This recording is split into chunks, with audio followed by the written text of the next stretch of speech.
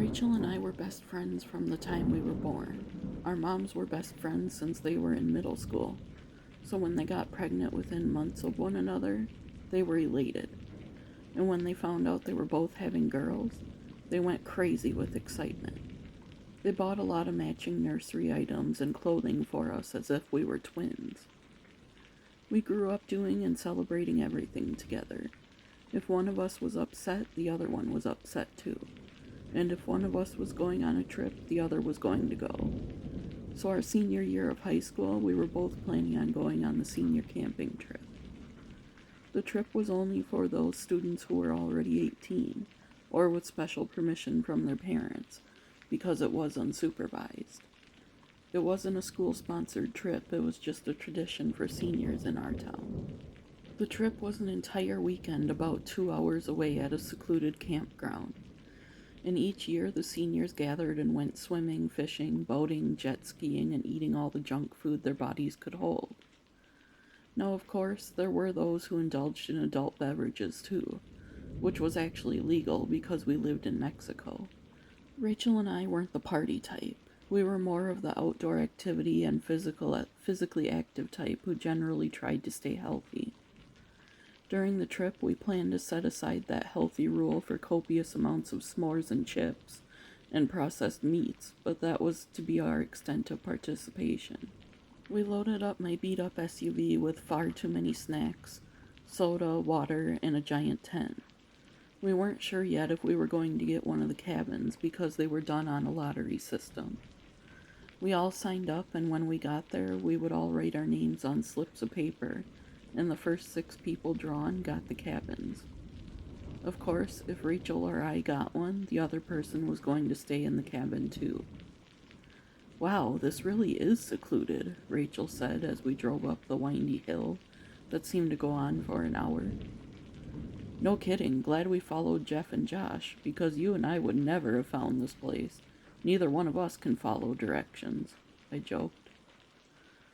Finally, we pulled up and could see the 6 small cabins dispersed evenly throughout the immediate area. As luck would have it, Rachel was drawn for one of the cabins, so we pulled up to it and unpacked while there was still daylight. The cabin itself wasn't spectacular, but it had running water and would keep us out of the bugs and away from whatever animals might roam the woods. Plus, we knew it was going to get loud, so it would be nice to have an insulated cabin to give us at least a chance to sleep. There was a fire pit out behind each cabin, so Josh and Jeff were going to get a fire going, and those without a cabin were welcome to come make food, or warm up by the fire if they needed. It wasn't cold, but out in the woods up this high, it was chillier than down in the town. After eating, I wanted to change into more comfortable clothes, so I grabbed my phone and headed to my room. We happened to get one of the 2-bedroom cabins, so we took one room and gave one of the rooms to Jeff and Josh.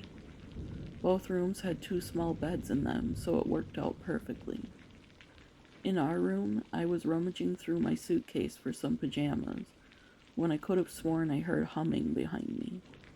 I turned around, but of course no one was there.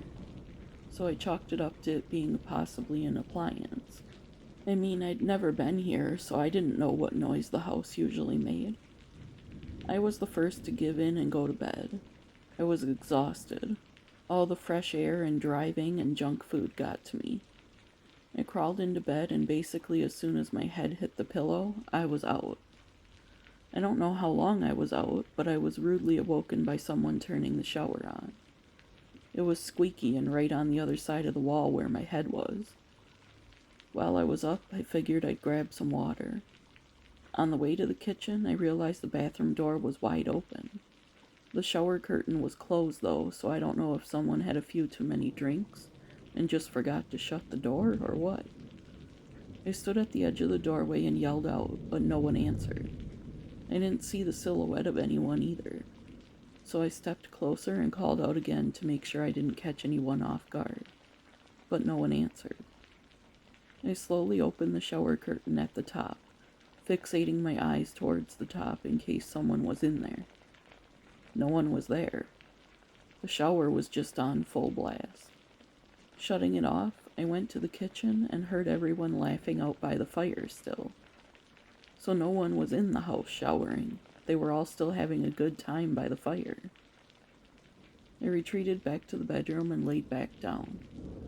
Sometime later, I heard Rachel making her way to bed.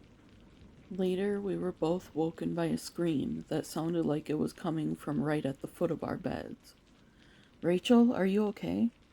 "Yeah, are you? I thought that was you screaming."